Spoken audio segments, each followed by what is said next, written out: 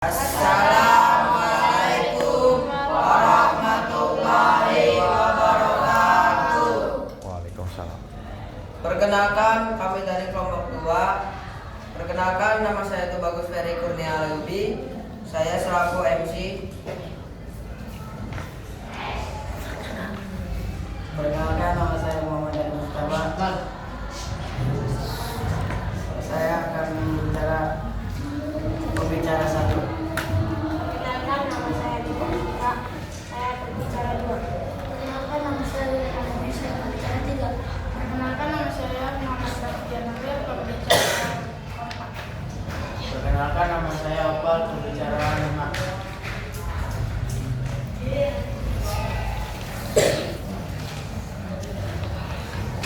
Bismillahirrahmanirrahim. Assalamualaikum warahmatullahi wabarakatuh. Puji dan syukur marilah kita panjatkan ke Ilahi Robbi yang telah memberikan berkah, hidayah serta hidayahnya, sehingga kita dapat melaksanakan presentasi kelompok 2 dengan materi zat, wujud zat, dan perubahannya. Sholawat serta salam semoga tetap terlimpah ke junjungan besar Nabi kita Muhammad Sallallahu Alaihi Wasallam, kepada keluarganya, sahabatnya, dan kita selaku umatnya hingga akhir zaman. Yang saya hormati pengasuh pondok pesantren Nahdlatul Ulum, yang saya hormati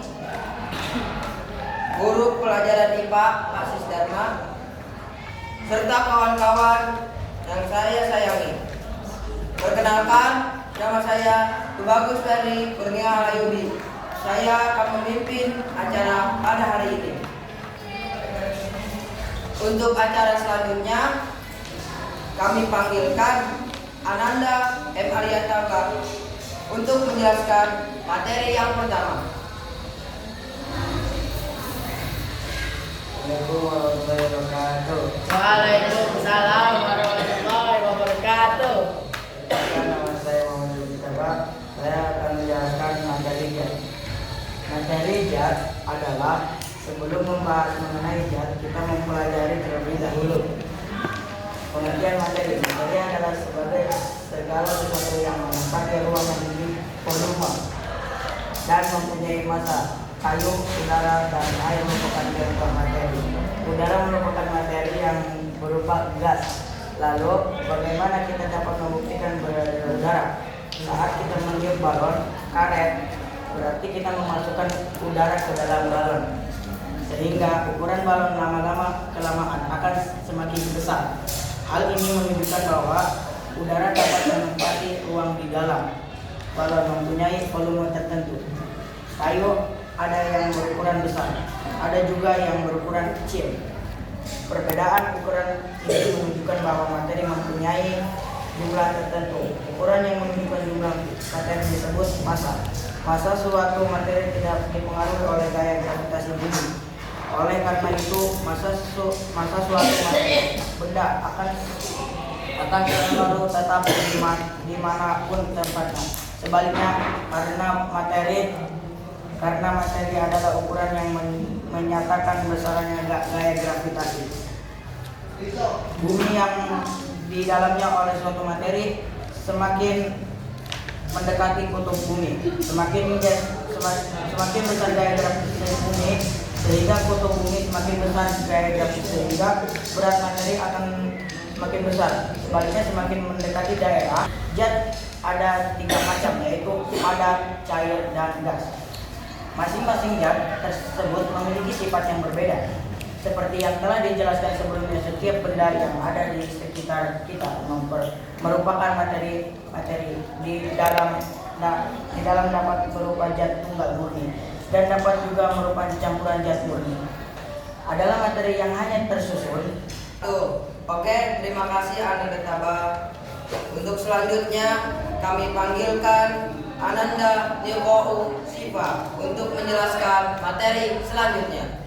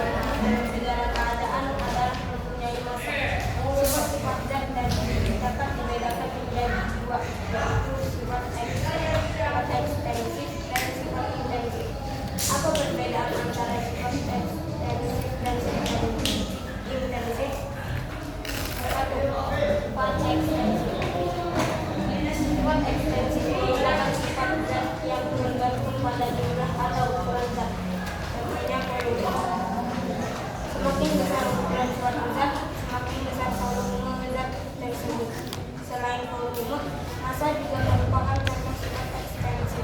Semakin banyak jumlah kewajiban, semakin besar pula masalah tersebut. 2. Sifat intensif. Sifat intensif merupakan sifat yang tidak bergantung pada jumlah ataupun ukuran zat. Sifat intensif dibedakan menjadi dua jenis, yaitu sifat fisis dan sifat kimia. Sifat fisis. Sifat fisis adalah sifat yang berhubungan dengan perubahan fisis zat, yaitu sifat fisis dapat digunakan untuk menjelaskan penampilan suatu benda. Sifat-sifat yang tergolong sifat fisik diantaranya sebagai berikut. 1. Warna.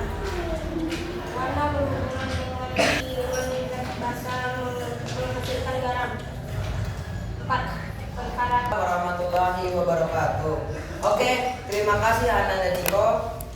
Selanjutnya kami panggilkan Ananda Wildan Adami untuk menjelaskan materi selanjutnya.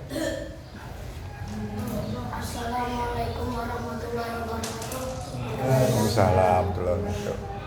Perkenalkan, nama saya Wildan. Saya akan membantu materi selanjutnya.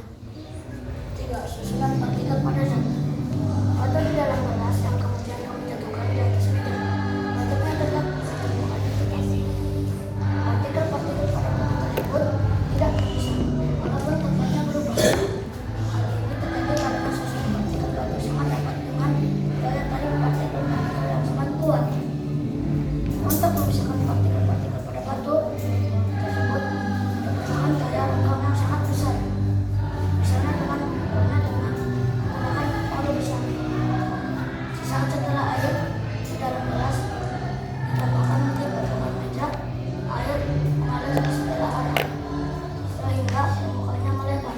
Partikel-partikel air yang terletak di permukaan meja tersebut itu mulai terpisah karena daya tarik antar partikel dalam gelas sangat lemah sehingga gas mudah menembus. Adhesi dan kohesi. Partikel-partikel yang sejenis dalam zat pada bentuk suatu ikatan yang sangat. Warahmatullahi wabarakatuh. Oke, terima kasih untuk Ananda Wildan. Selanjutnya kami panggilkan Ananda Baktiar Nasir untuk menjelaskan materi selanjutnya. Assalamualaikum warahmatullahi wabarakatuh. Perkenalkan, nama saya Muhammad Baktiar Nasir akan menjelaskan kapilaritas dan massa jenis.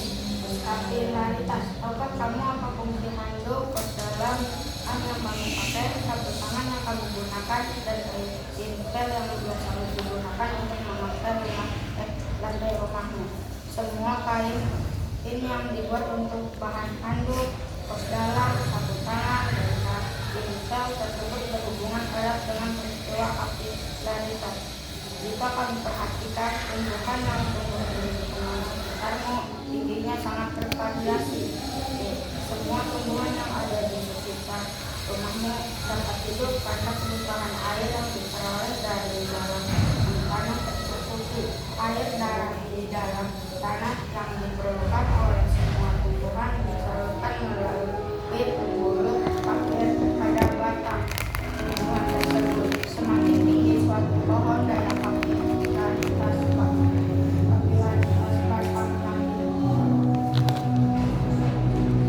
batang yang dilukis dengan masa edukasi. Tahukah kamu apa yang dimaksud dengan masa jenis suatu benda? Masa jenis suatu benda adalah perbandingan antara massa dengan volume benda. Sekian, wassalamualaikum warahmatullahi wabarakatuh. Waalaikumsalam warahmatullahi wabarakatuh. Oke, terima kasih Ananda Baktiar. Selanjutnya kami panggilkan Ananda Muhammad Noval Muhammad untuk menjelaskan materi yang terakhir. Assalamualaikum warahmatullahi wabarakatuh. Waalaikumsalam. Ada banyak peristiwa dalam kehidupan sehari-hari yang berkaitan dengan konsep massa jenis, di antaranya sebagai berikut. A. Kapal selam. Kapal selam adalah kapal khusus yang didesain untuk menyelam ke dalam air laut pada kedalaman tertentu. Kapal selam dapat digunakan untuk keperluan pertahanan dan keamanan kendaraan, wisata maupun untuk keperluan penelitian. Kapal selam dapat terapung, melayang, dan tenggelam karena massa jenis kapal ini dapat diatur sehingga nilainya dapat lebih kecil, lebih besar atau sama dengan massa jenis air laut. Pada saat berada di permukaan air, massa jenis kapal selam ini lebih kecil daripada massa jenis air laut. Ketika kapal selam hendak menyelam ke dalam air, massa jenis kapal selam tersebut berbesar dengan cara membesar massa kapal selam. Hal ini dapat dilakukan dengan cara memasukkan air laut ke dalam kapal selam dengan cara membuka tangki pemberat